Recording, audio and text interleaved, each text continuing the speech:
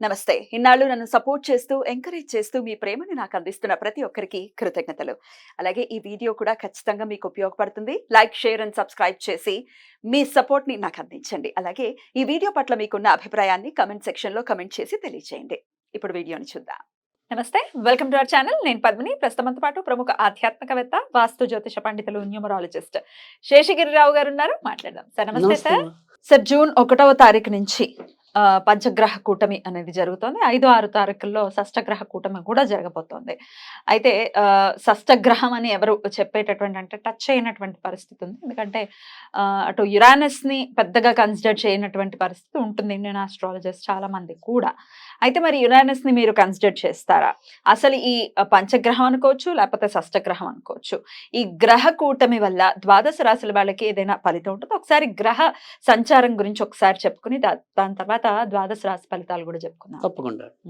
ఇది ఖచ్చితంగా ఫలితం ఉంటుందా అంటే గనక ఉంటుంది. అది ముఖ్యంగా ఇప్పుడు సామాజికంగా కూడా ఒకసారి మనం మాట్లాడుకుని సరే ద్వాదశ రాశుల యొక్క ఫలితాలు ఎలా ఉంటాయనే దాని మీద కూడా మనం చెప్పుకుందాం. తప్పకుండా. సో, ఇక్కడ మనకేంటంటే మనం గనక అబ్జర్వ్ చేసినట్టయితే గనక అంతకితం ఏవైతే ముఖ్యంగా అంటే నేను మొత్తం భారత ఎన్నికల గురించి మాట్లాడటం లేదు. సో, మన వరకు మనకి తెలుగు రాష్ట్రాలు ముఖ్యం కాబట్టి ఈ తెలుగు రాష్ట్రాల మీదే ఎక్కువ అందరికీ కూడా ఆసక్తి ఎక్కువ ఉంటుంది కాబట్టి సో దాన్ని బట్టి చూసినప్పుడు ఇక్కడ ఈ గ్రహస్థితి ఏదైతే ఉంటుందో అక్కడ అంతకితం జరిగినది ఏంటంటే మనకి ఏప్రిల్ 13 అనేది అక్కడ కూడా సంఖ్యాశాస్త్రం ప్రకారం 4 వచ్చింది. తర్వాత ఇప్పుడు వచ్చేప్పటికి ఏప్రిల్ 13 కదా జరిగింది.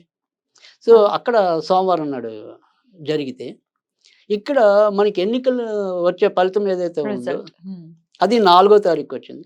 ఈ 4వ తారీఖు మంగళవారం వచ్చింది. సో అక్కడ సోమవారం వచ్చింది, ఇక్కడ పక్కనే మంగళవారం వచ్చింది.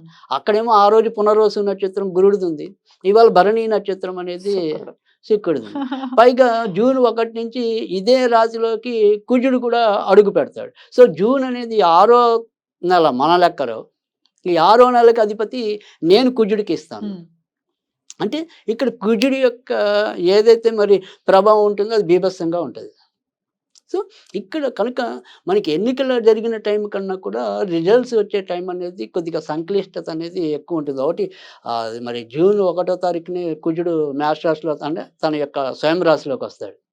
సో దాని తర్వాత రెండోది వచ్చేప్పటికి భరణి నక్షత్రం అనేది అది దగ్ధ నక్షత్రం అంటాం. అంటే సాధారణంగా వచ్చేప్పటికి ఏంటంటే భరణి నక్షత్రంలో మీకు ఏవి కూడా పెద్ద ముహూర్తాలు ఉండవు, శుభకార్యాలు పెద్దగా చేయరు, ఉండవు. జనరల్‌గా మామూలు ఏదైనా అన్నప్రాసన అది కూడా ఉండవు జనరల్‌గా.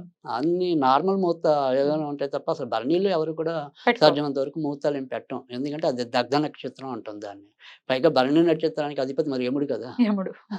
సో అందుకని భరణిలో మీకు అందుకే మాలయ పక్షుల్లో భరణి ఇది చాలా ఇంపార్టెంట్ ఉంటుంది అది. సో అందుకని అది భరణి నక్షత్రం రావటం అనేది. తర్వాత రెండోది వచ్చేప్పటికి మంగళవారం మరీ ఆయన శక్తి ఇంకా పెరగడం. సో మంగళవారం వస్తుంది. కనుక ఇక్కడ ఏంటంటే నేను చెప్పేది ఏంటంటే సాధ్యమైనంత వరకు సమాజంలో ఏదైతే ఇవాళ మనం అందరం కూడా ఈ బెట్టింగ్లు అనుకోండి, జోదాలు అనుకోండి, ఇలాంటి వాటన్నిటికీ కూడా మనం కొంత ఏమంటాం ఆకర్షితులు అవుతున్నాం. తద్వారా కూడా మనం ఇబ్బంది పడుతున్నాం. ఇక్కడ ఖచ్చితంగా మీకు అన్ఎక్స్‌పెక్టెడ్ రిజల్ట్స్ అనేది 4వ తారీఖు చాలా ఎక్కువ ఉంటాయి, వస్తాయి. అందరం ఒకటి అనుకుంటే ఏదో జరుగుతుంది. సో అది మనకి అంతక్రితం వరల్డ్ కప్‌లో జరిగినట్టుగా అంతదాకా బ్రహ్మాండంగా వచ్చి చివరిలో ఏదో చేశారు అన్నట్టుగా ఇక్కడ ఎలక్షన్స్ కూడా అలాగే అయింది last time Telangana elections. Telangana కూడా మరి అలాగే చాలా మంది మరి ఇబ్బంది పడ్డారు. ఇప్పుడు కూడా అందుకని సాధ్యమైనంత వరకు కూడా నేను అందరికీ చెప్పే సూచన ఏంటంటే సాధ్యమైనంత వరకు బెట్టింగ్ల జోలికి వెళ్ళకండి. సో అది నా హృదయపూర్వక వినమ్రం ఇస్తున్న సూచన. ఎందుకంటే ఇది గ్యారంటీగా ఈయన ఇన్ని ఓట్లతో గెలుస్తాడు అనుకున్నది అసలు పూర్తిగా ఇబ్బంది పడవచ్చు. ఎవరైతే ఏమాత్రం ఓపు లేదో వాడు ఉన్నట్టుండి హీరో అయిపోవచ్చు.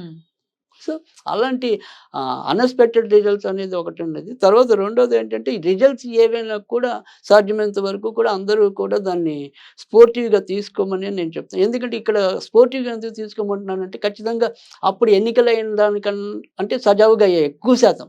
మరీ ఎక్కువ ఇబ్బందులు పడలా. కానీ ఇక్కడ మటుకు ఖచ్చితంగా కొంత ఉద్వేగపూరితమైన రిజల్ట్స్ వచ్చిన రోజు అలాంటి సన్నివేశాలు ఉంటాయి. అలాగే లేదు అంటే ఇందాక మనం చెప్పుకున్నట్టు ఏంటంటే ఈ భావోద్వేగానికి లోనై ఏదైనా సరే ఆకస్మికంగా అనారోగ్యం బారిన పడవచ్చు. ఇట్లాంటివి ఉంటాయి. అది ఇప్పుడు గుండె జబ్బులు అనుకోండి, రక్తపోటు అధికంగా ఉండటం అనుకోండి. సో ఇలాంటివి మరి ఒక్కోసారి అవి మనకి మృత్యుకి హేతు అవుతాయి కదా. డెఫినెట్లీ. సో అందుకని ఎవరైనా కొద్దిగా సంయమనంగానే ఉండమంటున్నాను. దాని ముందున మీరు కొద్దిగా టేక్ ఇట్ ఈజీ అనుకోండి. రైట్. సో గెలుపు ఓటములు దైవాధీనాలు సర్వసాధారణం కూడా. అనుకోవటమే.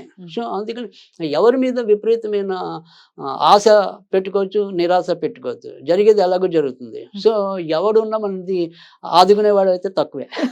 అవును. సో అది అది తర్వాత ఎలాగో అర్థమవుతుంది. Right. సో ప్రతి ఒక్కరి మీద మనం ఒక నమ్మకం పెట్టుకుని ఓటేయటం అనేది ఉంటుంది. వీడు మనకి ఇలా చేస్తారు, వాళ్ళు అలా చేస్తారని. సో కానీ అవి ఎప్పుడు కూడా ముఖ్యంగా మధ్యతరగతి వాళ్ళ మీద అయితే కూడా ఎవరు మేలు చేసేది కూడా చాలా తక్కువ ఉంటుంది. Right.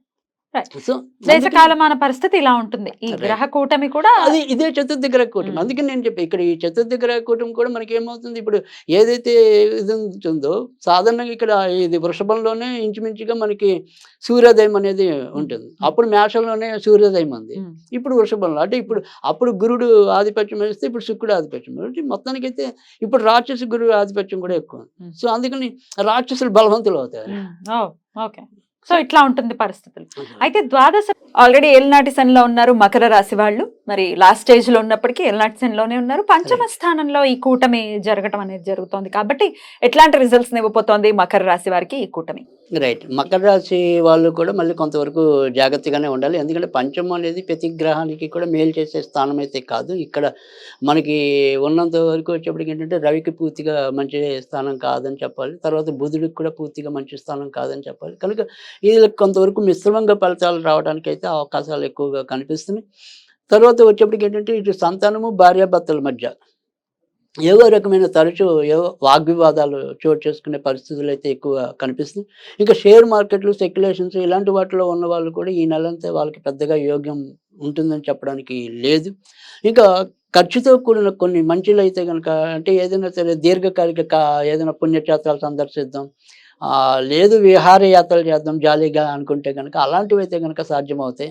అలా ఖర్చుతో కూడిన వీరి యొక్క మానసిక మనోరంజన అలాంటివి చేయాలి అంటే కనుక సాధ్యమవుతుంది. అంటే ఆత్మకి తృప్తిని ఇచ్చేవైతే కొంతవరకు ఖర్చుతో కూడిన అంశాలు ఏవైతే ఉంటాయో ఆ రకంగా మాత్రం వీళ్ళు కొంత ముందుకెళ్ళటం అనేది ఉంటుంది. తర్వాత దగ్గర ప్రయాణాలు చేసే వృత్తులు ఉంటాయి కదా. అంటే కొంతమంది మార్కెటింగ్ అనేది ఒక ఊరిని తిరిగి ఇంకో ఊరు చేసి వ్యాపారాలు ఉంటాయి, మెడికల్ రిప్రజెంటేటివ్ ఇలాంటి వాళ్ళు ఉంటారు. సో అలాంటి వాళ్ళు ఎవరైతే ఉంటారో అలా షార్ట్ జర్నీస్ అంటాం మనం. సో అలా దగ్గర ప్రయాణాలు చేసి సంపాదించే వాళ్ళు ఎవరైతే ఉంటారో వాళ్ళకి మళ్ళీ యోగ్యదాయకంగానే చెప్పవలసి ఉంటుంది. ఇక చతుర్థుల్లో కుజుడు ఉంటాడు కాబట్టి ఖచ్చితంగా ఎవరికైనా సరే ఆకస్మికంగా కొంతవరకు ప్రమాదాలు జరిగే అవకాశాలు కూడా ఎక్కువ ఉంటాయి. కనుక అమ్మగారు, నాన్నగారు ఆరోగ్య విషయాల్లో ఒకటి. వీరు కూడా వ్యక్తిగతంగా బళ్ళు అవి నడిపేప్పుడు కూడా కొంతవరకు జాగ్రత్తగా ఉండాలి. ఆల్రెడీ అక్కడికి మనకి ఏలినాటి శని నడుస్తుంది కాబట్టి ఎంతో కొంత ఒకసారి బోన్ ఫ్రాక్చర్స్ కానీ అలాంటివి కూడా అయ్యే అవకాశాలు కూడా ఎక్కువగా ఈ మకర రాశి వాళ్ళకి అయితే ఇప్పుడు ప్రస్తుతం ఉన్న పరిస్థితుల్లో అయితే కనిపిస్తుంది. ఎందుకంటే జూన్ 1 నుంచి కుజుడి యొక్క సంచారం వల్ల. కనుక వీళ్ళు ఈ నెలలో వీరు కూడా ఎక్కువ శాతం అయితే కనుక సుబ్రహ్మణ్య స్వామిని ఎక్కువ ఆరాధించడం అనేది అవసరం. ప్రతి మంగళవారం కూడా సుబ్రహ్మణ్య స్వామికి సంబంధించిన పూజలు చేసుకోవటం, లేదా అవకాశం ఉంటే ప్రతిరోజు కూడా నిత్యం సుబ్రహ్మణ్య కరావలంబ స్తోత్రం చదువుకోవటం.